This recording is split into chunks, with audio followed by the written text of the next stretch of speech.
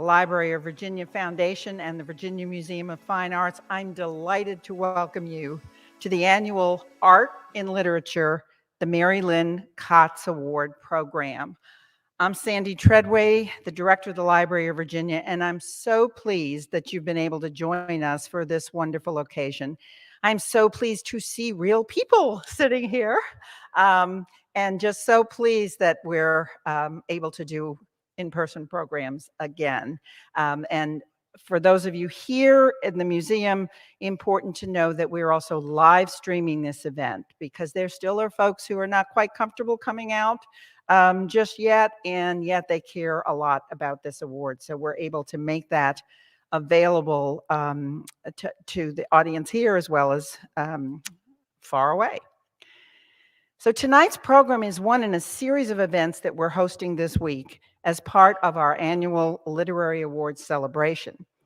It's been a terrific week this far, and if you've missed any of the programs that are archived on the Library of Virginia's YouTube site, please go click on the links and watch anytime. The Art and Literature Award is named in honor of Mary Lynn Kotz, who inspired its inception. She's an award-winning writer and a longtime contributor to Art News. She has devoted much of her life to writing about art in a way that it is accessible to wide audiences.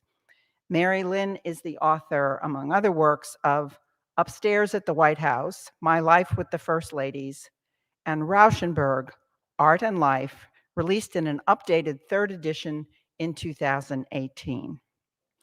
Mary Lynn has attended all of our previous Art and Literature Award events, and always by her side has been her talented and devoted husband, Nick Kotz. Nick, a Pulitzer Prize-winning journalist and author, passed away in April of 2020 at his farm in Northern Virginia, and we know that they are both with us tonight in spirit, and they are sorely missed. Now, the idea for this award began in conversations back in 2011 with several of us at the library, the VMFA, Virginia author Catherine Neville, who's here with us tonight, and a group of other writers with an interest in art. We realized there was no existing award or recognition for a literary work that had a work of art or artist as its primary subject. As the outline of the program began to take shape, we launched an idea with an event here at the VMFA in 2012. The VMFA selected a number of works of art in their collection, and we matched each work with a poet who wrote an original piece based on that work of art. And the response to that program was truly amazing. So the next year we launched this juried award to recognize a book in any genre that exemplifies the best in this unique field. Past winners of the of the award, there is a word Nobel here. Past winners of the award comprise a very distinguished group indeed, and the first winner actually was also a Nobel Prize winner, a gentleman named Orhan Pamuk, for a book called The Innocence of Objects. We have our second award winner right here in the second row, Carolyn Kreiter-Ferranda, for her book, The Embrace. Susan Vreeland for Lizette's List, Patrick Horrigan for Portraits at an Exhibition, Dawn Tripp for her wonderful novel, Georgia, Donna Lucy for Sargent's Women, Mary Gabriel for 9th Street Women, and Philip Deloria last year for Becoming Mary Sully. Many people have helped to make this award possible, but chief among them are Alex Nargis, director of our state's crown jewel, the VMFA, and Lee Vavret-Saperich, director of the VMFA library. Lee, yes, she's right here. Lee graciously coordinates the adjudication process for this award, and we're grateful to Alex, Lee, and everyone at the VMFA for this cherished partnership that has made the Art and Literature Award such a success. And now it's actually my great pleasure to introduce Lee Saperich, director of the Margaret R. and Robert M. Freeman Library here at the Virginia Museum. Lee graduated from James Madison University and has a master's in art history and also a master's in library science, which she earned at Catholic University. She spent many years working at the Smithsonian Institution and for a short while at the Special Collections Department at the Library of Virginia before she joined the staff here at the VMFA. Lee is an absolute delight to work with and has been an amazing partner in making this award possible. So please join me in thanking both the VMFA and Lee especially as she comes up to introduce tonight's winner of the 2021 Art in Literature Award. Lee.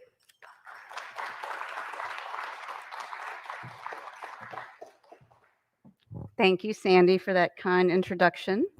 And I second Sandy's sentiments. Thank you for braving the pandemic to come out and be with us in person. It's nice to see everyone in the Marble Hall again. And we hope to have the Literary Award Gala next year, and we can all be together for the big fancy event. This is our intimate event, and it's my pleasure to be able to introduce Gaylord Torrence. We were thrilled that his book, Continuum, Native North American Art at the Nelson-Atkins Museum of Art, which was published by the University of Washington Press, was selected by our independent panel of judges from across the country. This year, it's the first time that a collection catalog has won the award rather than a novel or a book of poetry, so we're very pleased about that. And I'll tell you a little bit about Gaylord. He has a very long and storied history in the arts field. So Gaylord Torrence, preeminent scholar, Fred and Virginia Merrill founding curator of Native American art, and now curator emeritus. He built one of the world's most distinguished collections of North American Native art at the Nelson-Atkins Museum of Art. He also led the creation of the institution's expansive suite of permanent galleries, opened in 2009 and adjacent to newly reinstalled American galleries. Continuum brings forward 280 masterworks along with a diversity of voices in historic and contemporary Indigenous creative expression. More than 2/3 of the volumes featured objects, paintings, sculptures, drawings, ceramics, textiles, and baskets have never before appeared in publication. Created by both known and unknown makers, these singular and profound aesthetic achievements represent the traditions of communities across the United States and Canada in a continuum of visual expression from pre-encounter to the present. Gaylord has long held commitments to both building relationships with American Indian leaders and artists and advancing the thinking on curatorial practices related to the handling of culturally sensitive objects. In 2008, he serves as guest curator for the Metropolitan Museum of Art's first installation of Native American art in the American Wing. The exhibition publication, Art of Native America, the Charles and Valerie Diker Collection, brought together a consortium of Native and non-Native scholars from across the country. And guess what? For this project, he also collaborated with our very own Sylvia Yunt, who was the former curator here, chief curator, and Louise B. and J. Harwood Cochran curator of American art at this institution. And she's now the Lawrence A. Fleshman curator in charge of the American Wing at the Metropolitan Museum of Art. So we're very proud of her for that achievement. It's weird how things work out. It was not a stacked deck. We didn't even know that until we picked this book. Gaylord's exhibition, The Plains Indians, Artists of Earth and Sky, organized by Museum de Quai Branly in Paris, toured to the Nelson-Atkins and the Metropolitan Museum of Art in 2014. So he goes way back. From 1999 to 2002, he was consulting curator for the groundbreaking Arts of Diplomacy, Lewis and Clark's Indian Collection, organized by Harvard's University Peabody Museum. Prior to coming to Nelson-Atkins in 2002, and for more than 30 years, Gaylord headed the studio drawing and Native North American art history programs at Drake University. For the first 15 of those years, from 1969 to 74, he himself was a practicing artist. So he pioneered some of the first university courses in the United States on the art of Native North American people. During his Drake tenure, he also expanded his own education at a time when this endeavor was still possible. He surveyed and researched most of all the Native American holdings in history and art museums across America and in Europe. A decade-long partnership with a traditional Iowa community, The Meskwaki Nation gave him an opportunity to work with elders, religious, political leaders, and artists, profoundly informing his efforts going forward. In 1989, the University of Iowa Museum of Art hosted Art of the Red Earth People, the Meskwaki of Iowa with Robert Hobbs. For the past many years, an eminent art historian at Virginia Commonwealth University, so again, back to Virginia, the culmination of Professor Torrance's life-changing collaboration with the Meskwaki Nation. In 1994, the Des Moines Art Center published his seminal book, The American Indian Parfleche, A Tradition of Abstract Painting. Currently, curator and Professor Emeritus Torrance is researching the emergence of the Pueblo Parfleche in New Mexico's Rio Grande Valley, 1720 to 1900. A 2014 exhibition with accompanying publication is planned for the Heard Museum in Phoenix, the largest private museum for American Indian art in the world. Please join me in welcoming Gaylord Torrence, the 2021 recipient of the Library of Virginia and Virginia Museum of Fine Arts Mary Lynn Kotz Award for Art and Literature.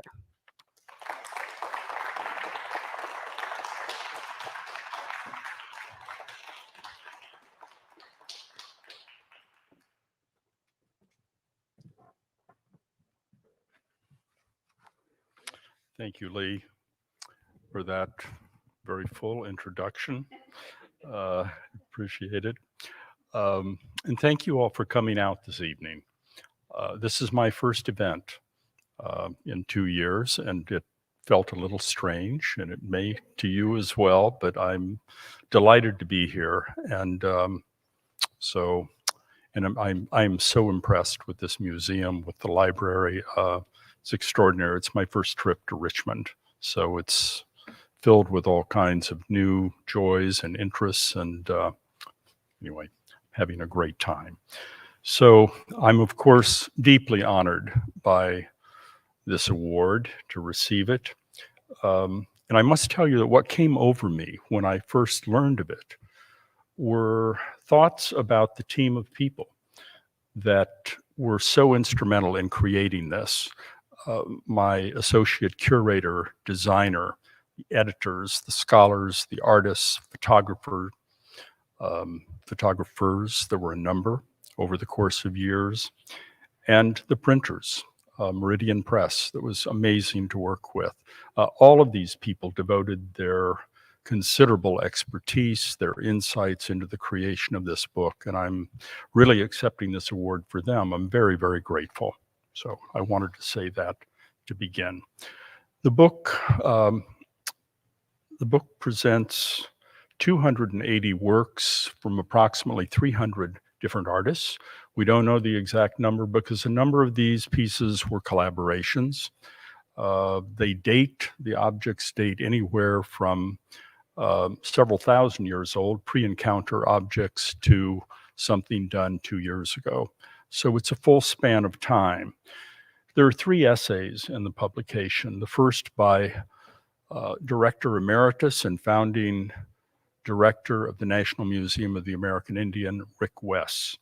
And he has created a jewel of an essay that contrasts Indigenous and Western art, which is one of the major themes of the book. The second section is a series of narratives by contemporary Native artists orchestrated by the Nelson-Atkins American curator, Stephanie Fox Knapp. And in this, we wanted to present a number of different perspectives, a number of different voices and ways of expressing things and talking about the individual's own work. And then finally, there's my own essay, which is titled Approaching an Understanding, which is somewhat personal, but it also, the intent was to suggest something, a larger evolving process. The goal of the book, which I hope will emerge in this talk, was to produce an object-centered publication. And this grew out of the design of our galleries in the museum. It's difficult to explain. I don't know that I can, but it centers around the integration of photography and design, favoring images over text to a degree, but also honing the text in a way that allow what is written to illuminate the objects, or rather the reverse, the objects illuminate the text to a degree. So what I want to talk about this evening is the relevance of the word continuum, the title of the book. It's basically another concept of the book, maybe the primary concept. And to think about this in relation to Native American art as it applies to continuity and change over a vast span of time, the evolution of forms, meanings, function. The word also applies to the discovery of new works, which is ongoing. And I think one of the greatest examples of that was the book by award winner last year, Phil Deloria, on the work of Mary Sully. That body of work was unknown to me at the time that I curated the Plains Indians, I'm sorry to say. And if you haven't seen the work, it's an astonishing body, and it adds so much to what we understand about Native American art between the time of the great natural history museums in the early 20th century and what we think of as contemporary art today. There's about 100 years of dark time, I'll say, where not very much has been recorded until recently. And this is, I think, because I don't want to spend a lot of time with it, but it has to do with the history of the presentation of Native American art in museums, which essentially began with the great natural history museums in the late 19th century. And here they presented Native Americans as kind of located in a particular place in time, sometimes ancient, but most often in the last decades of the 19th century. And my own institution, the Nelson-Atkins, is sort of a stellar example of kind of how things developed. And so let me talk about that just a little bit. This is the Nelson-Atkins Museum of Art. When it was not long after it was built and opened in 1933. It's a magnificent building. And the astonishing thing is that when the founders decided to create this museum in 1931, there was no collection. There was no collection whatsoever. Talk about courage. When it opened 2 years later, it exhibited more than 5,000 objects in more than half the museum. So there were a lot of people sent out around the world to buy traditions of art in Europe, in Asia, really throughout the world. And the rather amazing thing in 1931 was that the founding trustees believed that Native American art was worthy of entering the canon of world art. It was kind of a visionary thought at the time, and they even made statements that they were going to present Native American art as true art, not as ethnology. And it was a great idea. It fell short. And what was created in 1933 was something called the Indian Room, which was beloved until, I believe, 1975. And you can see that it's a cross between an adobe building with vigas and the Field Museum. And it's focused largely on the art of the Southwest because Kansas City was the jumping off point for many decades of the Santa Fe Trail. And we're sort of connected psychologically to the Southwest. And it was sort of an amazing display. The remarkable thing is that everybody that went to the museum visited the Indian Room and they loved it.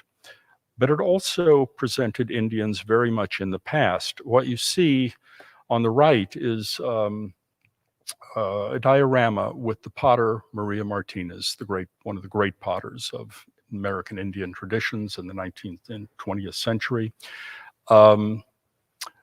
Fortunately, they took this display down in 1975, just before the organization of the Great Exhibition Sacred Circles came to the Nelson-Atkins.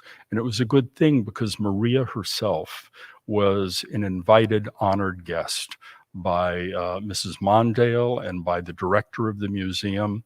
And I've always thought about that moment as being kind of a startling example of Maria basically being portrayed as though she was somewhere in the 19th century, and then actually coming to the museum in 1977 and meeting with everyone and talking with everyone. And there were actually, the show was mostly historical and pre-contact things, but there were a lot of contemporary Native artists that were invited at the time. And it was really kind of a transformative moment, but then things, in a sense, sort of fell away. Time went on. There was no American Indian department, really. After Sacred Circles, nothing much happened. And in 2006, 2007, we opened the block wing of the Nelson, the new wing by Stephen Hall. And that resulted in a lot of galleries being cleared out in the original museum. And there was a reorganization at the time as well. A great photography collection, the Hallmark collection, came to the museum that was transformative. And the director, former director, Mark Wilson, had a vision of moving Native American, which was marginalized in a small gallery up on the 3rd floor, no one could find it, basically into the 2nd floor. You don't know the museum, but the important thing is that it was adjacent to American painting, sculpture, and decorative arts. And those two galleries together, the stream of those galleries, created essentially an American wing. And through the geography of the museum, we proclaimed Native American art as foundational to the heritage of the North American continent. And it was an extraordinary moment, and I was honored to be a part of that and to see it through. These are the galleries as they exist today. We wanted something that would forefront the objects. There's nothing contextual within it. The only thing from the natural world is the floor, which, if you look, it's limestone and it has fossils within it. But the idea was to basically create an installation that would fall away when one encounters the objects themselves. And the organization, the architectural organization, and the open casework provided really kind of vistas. Basically, one of the first Native Americans who came to visit said, "What I love about this is that wherever I stand, I'm looking not only at the art of my own nation, but I'm looking across into other nations as well." And this was nicely expressed by a critic at the time who described the galleries as an elegant design space filled with figurative voices speaking with one another and with us across time and cultures. That was the intent, and it seemed to succeed.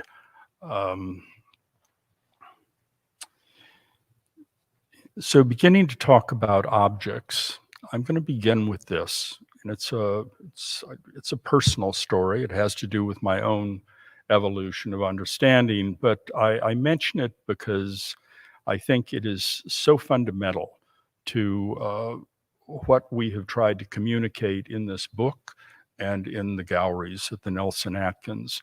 And it also brings forward in a tangible sense what I'm going to say, I believe, what Rick West discusses so eloquently in his essay when he wrote, "While the aesthetics of Native art may in part be measured by Western standards, in some forms more easily than others, the art of Native peoples remains grounded in the communal and the cultural." So I had embarked upon an exhibition with Robert Hobbs in 1984. And what we were trying to do was to portray the visual arts of the Meskwaki Nation, very traditional group, tribe of people in Iowa, over the last 200 years. And prior to that, all of my work, a decade more, had been in the storage of museums. And I really, I was looking at historical things, pre-contact things, and everything seemed a long time ago in that way. The Meskwaki project threw me into a living community, and we had the good fortune of finding the support of the traditional community within that nation, the people that had retained their religion, their language, many aspects of their culture. And so early on, I went to visit a clan leader to talk about feast spoons, these wooden objects, and bowls. And I was so excited because I thought I was going to really pin some things down. And I remember sitting there and asking him, does this spoon, does it date 1850, 1860, 70? When was it done? And his answer to me was, what difference does it make? He didn't really understand the question, and I didn't understand his question. We then began to talk, and he went on, he began by talking about the sacredness of the material and of wood and trees in general. He spoke of respect for the carver's knowledge, knowing just exactly what part of the tree to use to create an object like this that was structurally sound, essentially unbreakable. In a sense, he talked about technique. He described the offerings that a carver would make before beginning any kind of process. And of course, he spoke of the rituals, the ongoing rituals that involved the use of these objects. And in that, he revealed really a lifetime of memory and experience. And then he related the history of this spoon. And he didn't do it by dates. He took me back through several generations of ancestors, one by one by one. And in that, he took me back through time until we arrived at the third quarter of the 19th century when this spoon was done. And then he told me the name of I said, do you know who made this? And he said, of course, Miguel Amuita.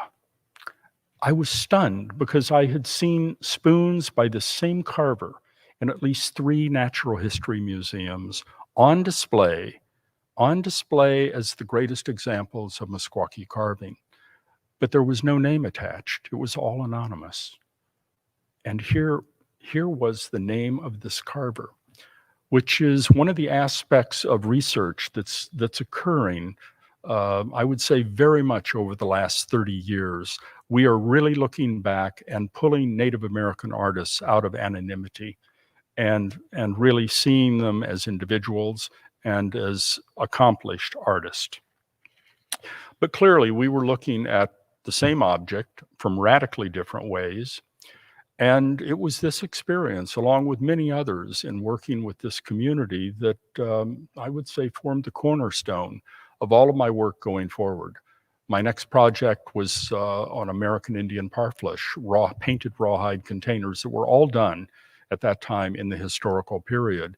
And it was really what I learned with the Meskwaki that allowed me to see and interpret and understand what these women had accomplished. And by the way, parfleche is a women's art. And I should mention, if you don't know, that traditionally, the production of art was defined by gender.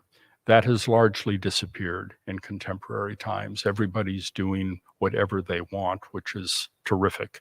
But at that time, it was regarded as women's art. Now, probably the most obvious, I would say, evidence of cultural continuum, continuity, change, would be in contemporary artists that are looking back contemporary artists in dialogue with earlier works.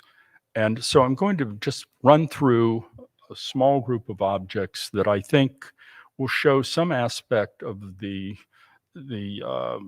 widely differing native cultures and traditions that are all in one way or another manifestations of time.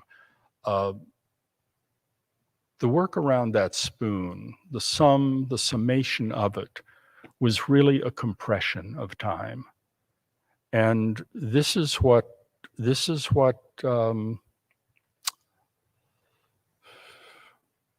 a revelation to me, because I really had thought about native art as being old, historical, or contemporary, because by this time, people were beginning to look at contemporary artists, native artists, but there was nothing in between. And when I began to work with the people in a living community, that separation basically time compressed, everything flowed together one way or another.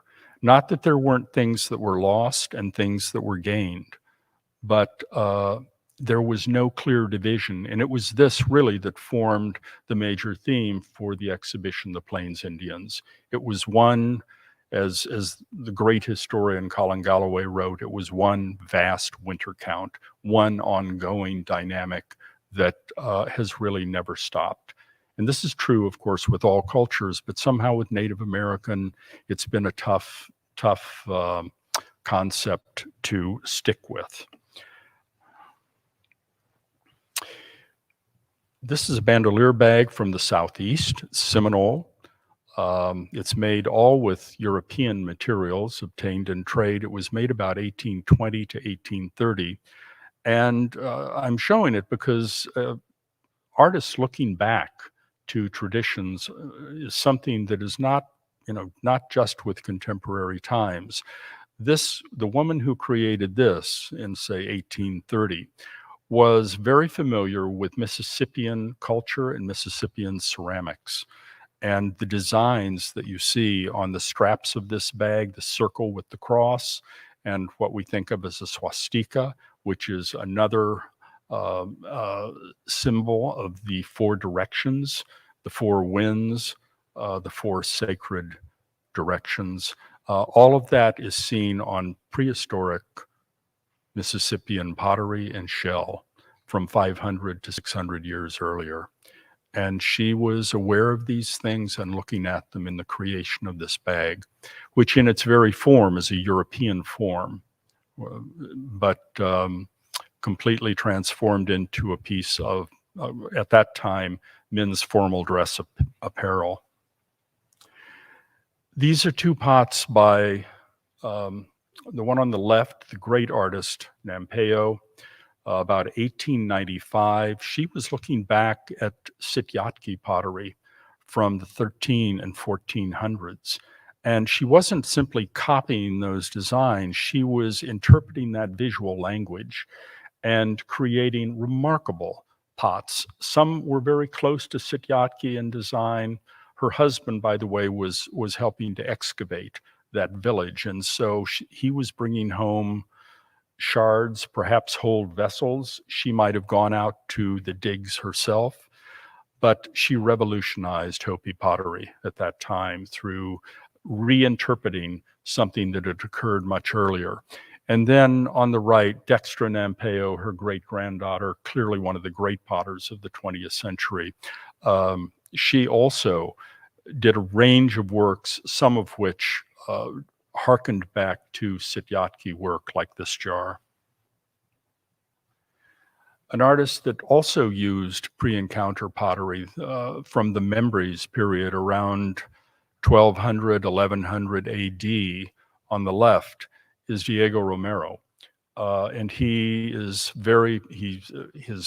pots, the imagery ranges from highly personal to highly political. And then there's a series that deals with Greek mythology. I mean, he's interested in a lot of things, but the idea of the pottery bowl being a a means, a canvas, in a sense, to tell a story, is what he has taken, and his work is quite extraordinary. This particular episode that you see in his work actually occurred around 1600 in New Mexico. It's a brutal evidence of colonialism. And I wanted in the installation to have at least one work that indicated that quality, but also the complexity of the time. And Diego provided that. This is another early 20th century artist, Likia Deusay. He was looking at stone and shell fetishes, objects, power objects, essentially, and working under the auspices of C.G. Wallace, the trader, turned this into a remarkable commercial enterprise. But he was an extraordinary artist. The railroad came to New Mexico in 1880, and with it came a lot of tourists, and they wanted things that were old and authentic. And there were some very, very interesting transformations that occurred during that time. And Likia produced fetish necklaces, which were all the rage. This one I discovered in storage when I came to the Nelson, and I dropped through the floor. It's the largest and the greatest that anyone has ever seen. There are more than 600 birds and animals that he hand carved and hand pump drilled. He didn't want to use electronic means even when it was available. And anyway, I'm very proud of this piece. I think it's amazing. I mean, it's when everyone asks me, how much does it weigh? And unfortunately, I never weighed it before it was installed, but I did put it on. I did wear it because we were trying to untangle it, and we needed to know how these things fell, how the different strands fell, and we just couldn't figure it out. We thought we had it, and finally there was nothing to do but to put it on. I did. I'm sorry there's not a photograph. It was heavy. This is something you wear to the Santa Fe Opera, and it was intended to dazzle people back in New York the same way. In the Plateau, in the late 19th century, Plateau women began to bead their flat bags, their handbags, with pictorial imagery. This is one that dates about 1890, and the owner is proudly displaying it in her photograph. She may be the artist or she may not. It may have been gifted to her. But there are two remarkable bead artists working today that have essentially taken that basis and began to work with it and taken it further. The first is Marcus Ammerman. This is about 9 by 12. It's he beaded this for the cover of Native People's Magazine back about 25 years ago. And it has remained the most popular cover that the magazine ever had.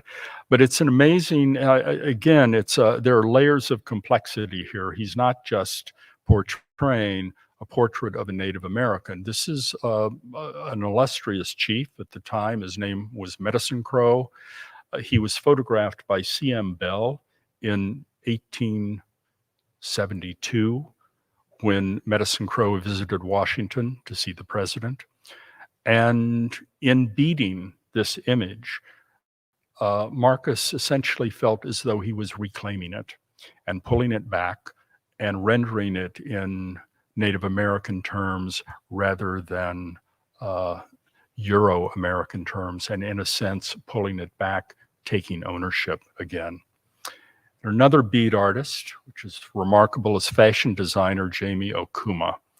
And as you can see from, I hope you can see from the detail, she literally draws in beads. And her source material here is very, very different. It's not political. This is Lucy in Bram Stoker's Dracula. And when I saw this piece, I was, of course, stunned. And basically it's a woman's clutch or belt bag. And I said, why Lucy? She said, I love horror movies.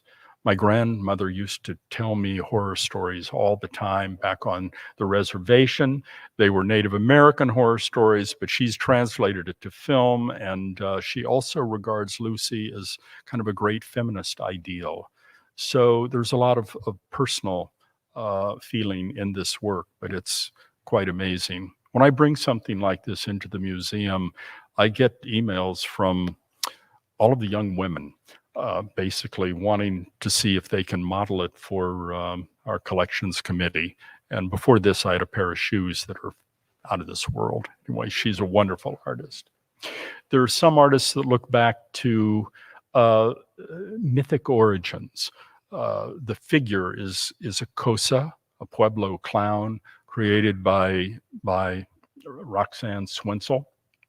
And clowns, if you know, were the first humans to emerge on the face of the earth, according to Pueblo tradition. And because of this, they remain intermediaries between the deities and humans. And they maintain a prominent place in ceremonies today.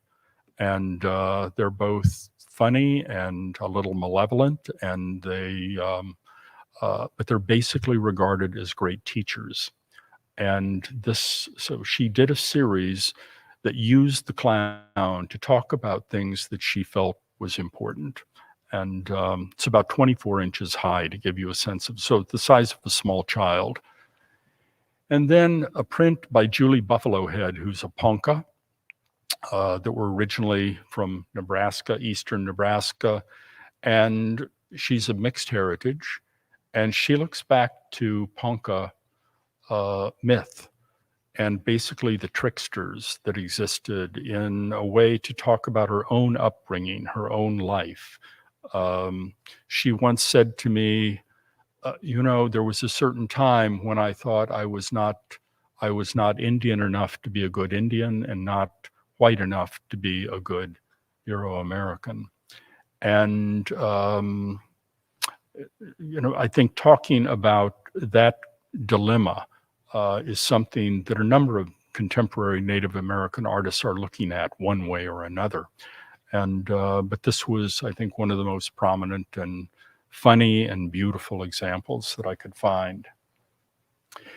This has turned out to be one of the great icons of 21st century Native American art. I believe you have it here in your own collection. It's a series of 4 photographs by Wendy Redstar, who is an Absaroka or Crow woman. She lives in Portland. She's a teacher. And in graduate school, she was a sculpture major. And these were actually 4 different installation works. And she simply photographed them for documents. But they have turned into one of the most striking and meaningful works that are out there. And I think the reason is that she tells a story about, she was in LA in graduate school and she was missing home. And she thought, I'm going to go to the Natural History Museum. I know I can see some things that were created in my community, the Crow community. And she said, and there they were right next to the dinosaurs. And so she has portrayed herself in the 4 seasons. It reeks with sentimentalism, being one with nature, all of these different things. This is her in traditional Crow regalia. But it speaks to our complex history and the way Native peoples have been seen and how they see themselves. It's a wonderful work. You may not know where the photograph online of me came from, but it was created by an artist named Will Wilson. And similarly to Marcus Ammerman, Will is an installation artist and a photographer, remarkably versatile artist. And he created a series called the Critical Indigenous Photographic Exchange. And it was in opposition to the great body of work by Edward Curtis, who was photographing Native Americans in the first part of the 20th century. And he chose for his subject matter mostly Native American artists or scholars or museum directors, curators, but he also included a few non-Native people, including myself. And I've always liked the picture, and I like the idea of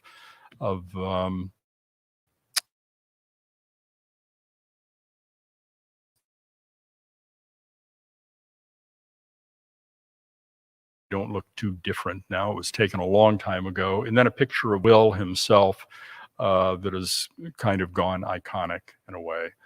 But again, artists looking back not only at their own traditions, but Euro-American traditions as well, and just the complexity of that whole time. There are some artists or some works that I think we can see time just in relation to their use over generations. This is a feast bowl from Massachusetts, one of the Algonquian groups up there. It probably dates, I date it circa 1770. It might be 1600, it might be 1500. We don't know. It's made of wood. It's venerable. It has been broken and used and used and used for probably over 200 years in religious feasts. And at some point passed to a farm family in Massachusetts, descended in that family, and then eventually came on to the market. So we don't know the nation that it came from, but the tradition is widespread throughout the entire woodland area. And there is something, you stand in front of this piece and you just are aware of the hundreds of ceremonies in which this bowl was used. Next to it is a great pottery jar, about 20 inches in diameter, that was used for grain storage.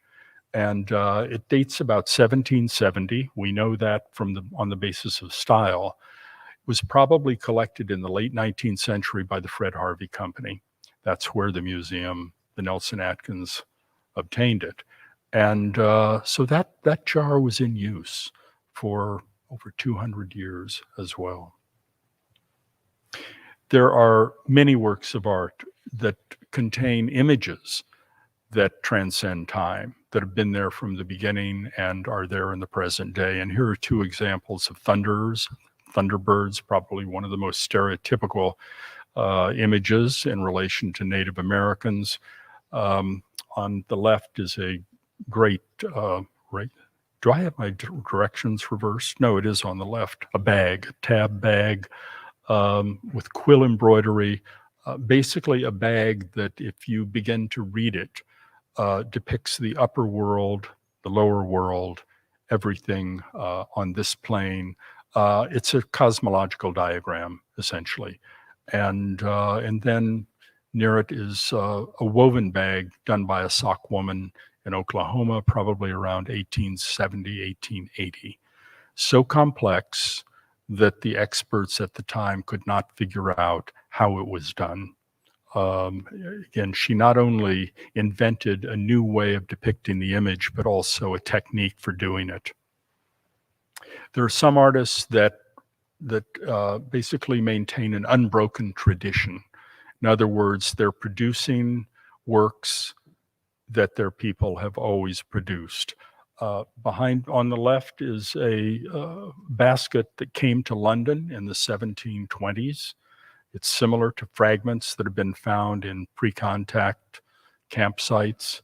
And the lidded basket is by Melissa Darden.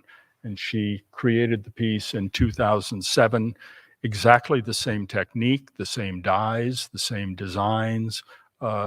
She's the great-granddaughter of the great basket maker Clara Darden at the turn of the century.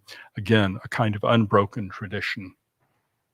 There's another example from the Northwest coast. The hat was created by Primrose Adams, who passed away last year, and the painting was done by Robert Davidson.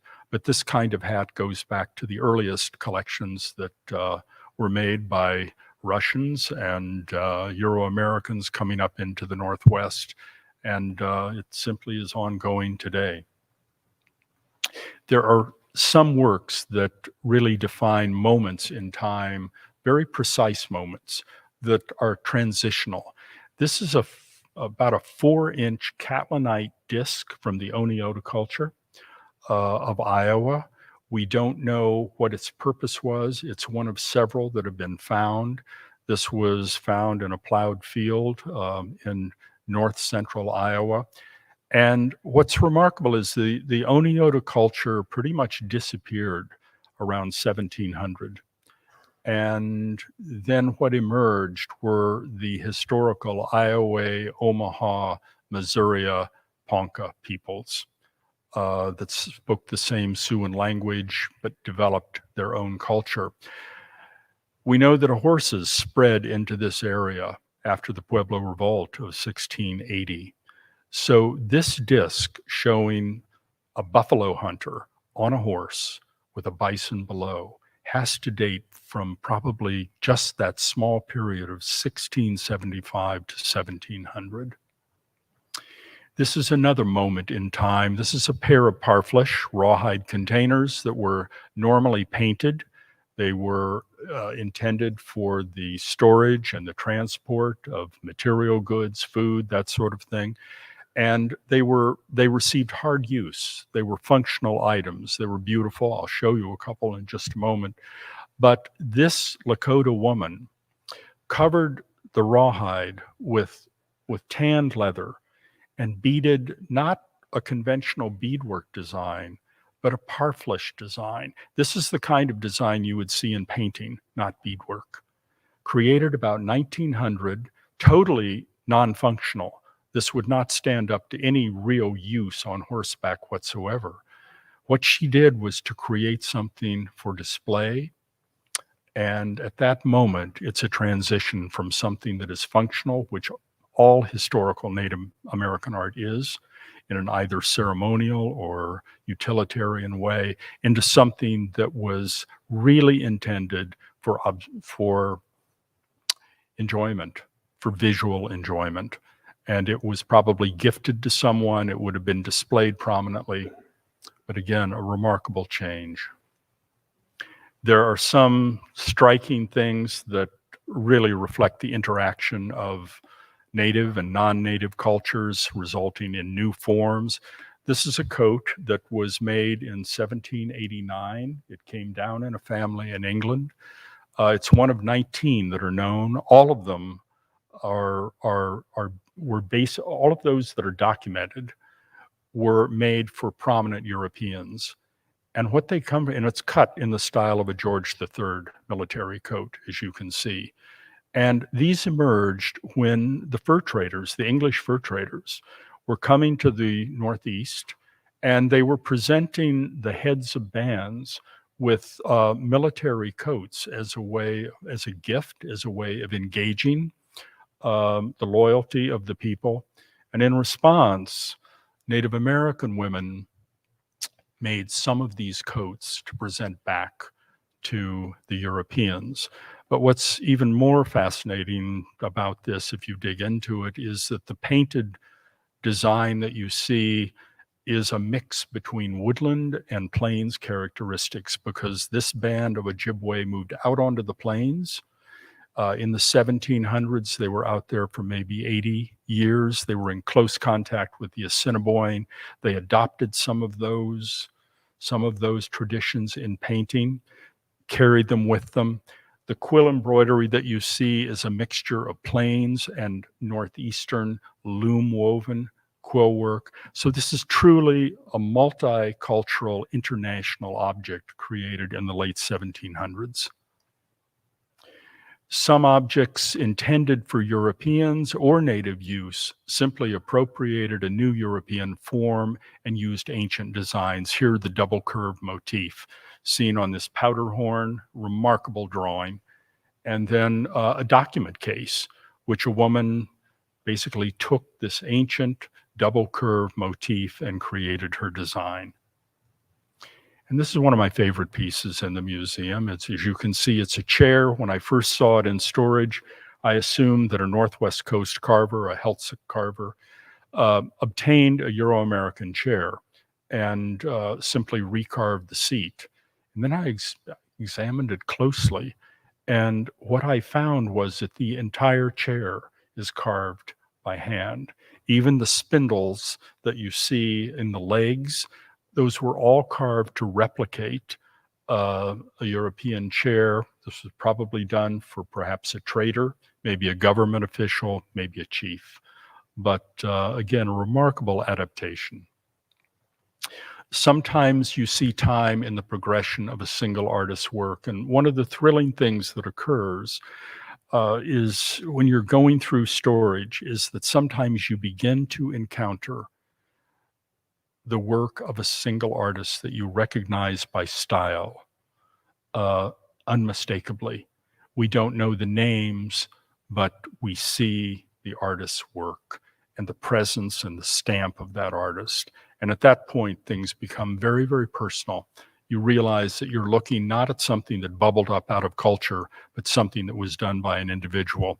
These are two painted parfleche behind me, painted rawhide containers, done clearly by the same woman. They had vastly different lives. They came from different collections.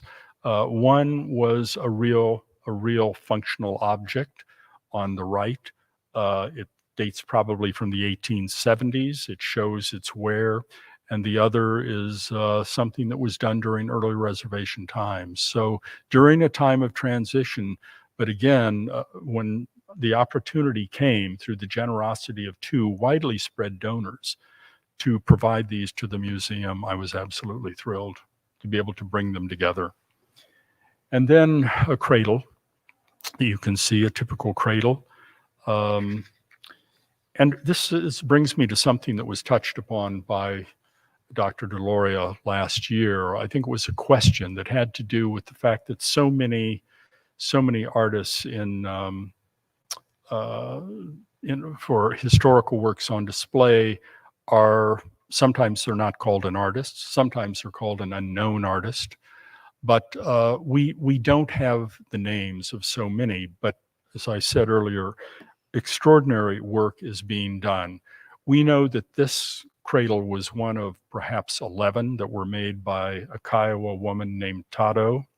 And we know this because of the work of Barbara Hale, who's a wonderful art historian, anthropologist. She did a study. She went to Oklahoma. She went to the community, the Kiowa community, and she began to interview people. And she came up with photographs of objects that are in museums today, but the photographs are all family photographs. She was able to include in her catalog essays by 11 descendants of people that knew these cradles or knew of them.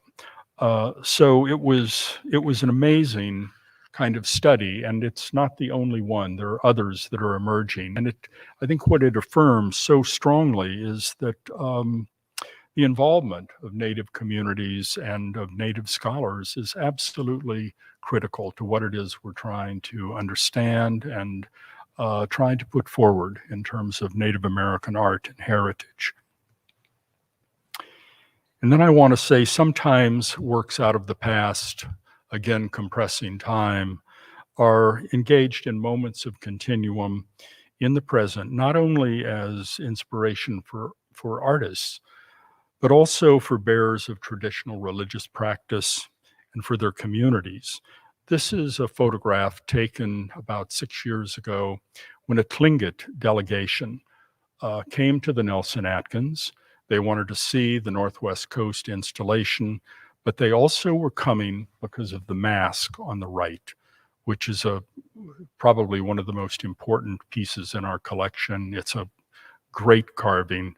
Portrays a man transforming into a swan or a swan transforming into a man right at that moment. It dates from 1800 to 1830 because we believe we know who the carver was. And when this Tlingit group came, they brought with them this frontlet headdress that you see in the photograph. And they had it in a metal suitcase. And they wanted to conduct a ceremony so that they could bring these two carvings together so that they could speak to one another. And I said, shall we close the galleries? And they said, no, it's not necessary. And they simply conducted their ceremony right there. One holding the frontlet, facing the mask. It was very, very beautiful and very moving. But the key thing to think about in this is that for those people, for that delegation, these objects were alive. They were speaking to one another. And I've thought about that a lot because it goes back to my first work with the Meskwaki. And they also went through a process where they determined that all of these objects from the past, all of these objects that were scattered in Europe and throughout the Americas of their culture were still alive, and that they wanted to come back for this exhibition that we did. And it was a strange reversal. I thought that as curator, I was responsible for bringing them back, and the community was responsible for bringing them back. But what became very clear was that in the traditional leaders' minds, the objects, through their own volition, had a part in this, in wanting to return so that they could be properly blessed before they had to go back out into the world, because it was probably understood that many of these things left the community without that blessing. So this is something that is very much in my mind when I think about Native American art. I think a sensitive museum goer who would be outside this belief system would probably describe this dynamic in a different way. They would say these things have enormous expressive power. I've witnessed many people that would walk into a gallery and simply be actually sometimes moved to tears without being able to explain why. And I think the same thing can happen in front of a Rothko or in front of a Caravaggio or any of the other great works of art from cultures around the world that seek to depict the human spirit and its connection with the larger world. And so with that, I'd like to close by reading this dedication for the book written by Brian Vayo, who's the governor of Acoma Pueblo and a religious leader, a scholar. And he says, "The works presented here are still serving their purpose. Their lives are not complete. They are fulfilling the thoughts and prayers of their makers and offering blessings to all people from around the world who will see them illustrated on these pages and featured in the galleries of the Nelson-Atkins Museum of Art and others." Thank you.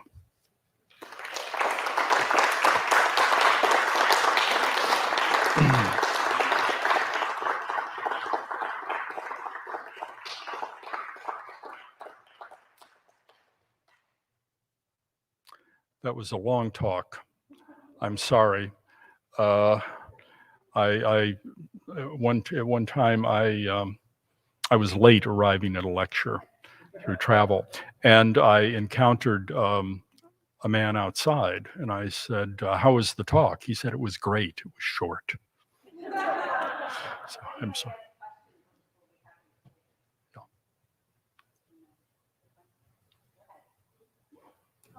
I'm wondering, have you had any claims made on the objects in your collection? The question was, have I had any claims made on objects? We have had one object claimed. And at the time that it was acquired, there were others in museums. I did due diligence. There had been no claims. I thought it was fine. It was an object that dated from about 1830. It was created in part for the Kinnikuk Church of the Kickapoo. And what I discovered, and the Kickapoo are in eastern Kansas, what I discovered is that the church still exists. They have roughly, at that time, 60 members, and they wanted the prayer stick back. And we had legal right to keep it, but we did return it because we felt it was the proper thing to do. That's the only claim we've had. If someone makes a claim, is there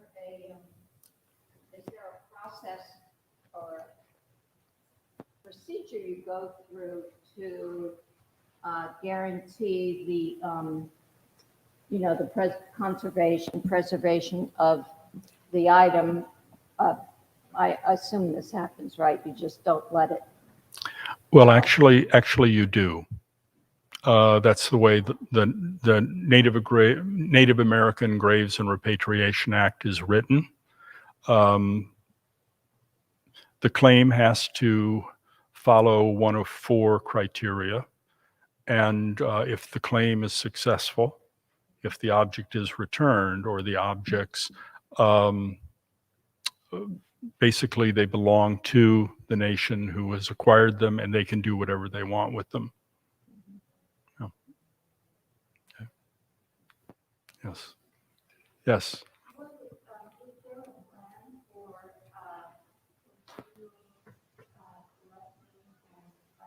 I'm sorry, I can't. Yep, I've got a mic here. There you go. Not fast enough. Sorry, I should have. Is there, does the Nelson Gallery have a plan for the future for Native American art? Are they continuing to collect? Is there room for showing? What's the state? Well, I hope there's a plan for the future. And I've argued for more space, but I'm not going to get it. I can tell you that. And of course, I'm retired now, so I don't have a say. But I'm certain that there's a plan. There will be a new curator. Things may change. The collection will continue to grow. And like all museums, it has a life and it will go on, hopefully.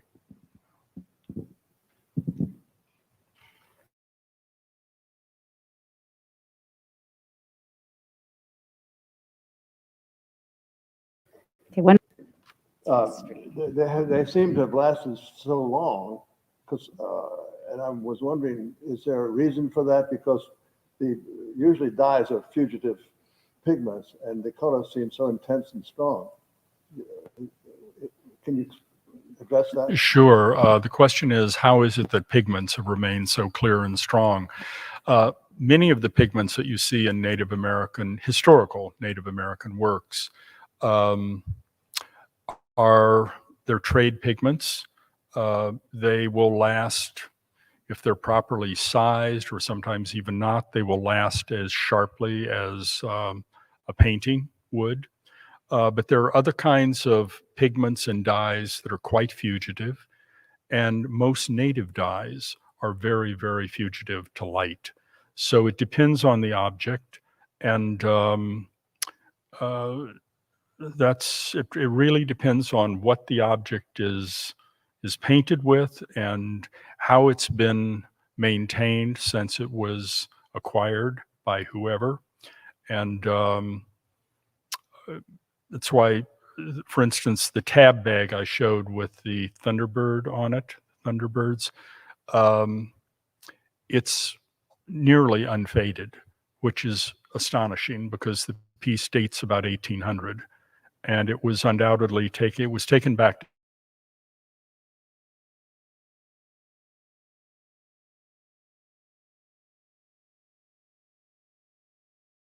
to England. Others. One more quick question, if you don't mind. Did men ever make any of these objects, because we were attributing the authorship of so many to women in the tradition that goes back to the Chauvet cave paintings? Yes. Now we know it's all done by women. Yeah. Because of the handprints on the walls of these caves. Is this a tradition, a creative tradition that we can attribute thanks to women as opposed to men who are always fighting? No. Both men and women were actively engaged in works of creative expression. And generally speaking, women produced weaving, pottery, quill embroidery, ornamented clothing, and a tradition of geometric painting. Men produce sculptural works, weapons, hunting equipment, that sort of thing. Some of those objects are incredibly beautifully designed. A tradition of figurative painting and drawing.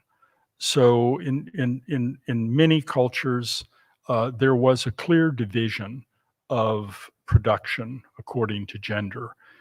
There were times when this crossed over, and it was fairly uncommon. It was really in the 20th century that gender began to fall aside in terms of what people wanted to. So some of the greatest Pueblo potters today are men, and there are amazing bead workers that are men, and there are women that are producing installation works or sculpture. So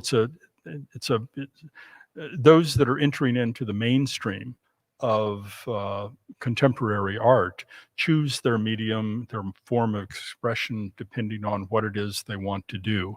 But in the past, both were essentially equal participants, but designated by tradition what they would produce. Thank you, Gaylord. That concludes our program. We've got wine and cheese, and we have a book signing. So please, if you have a question that wasn't answered, you can visit Gaylord at the book signing table and pick up one of these great books. Thank you very much. Thank you.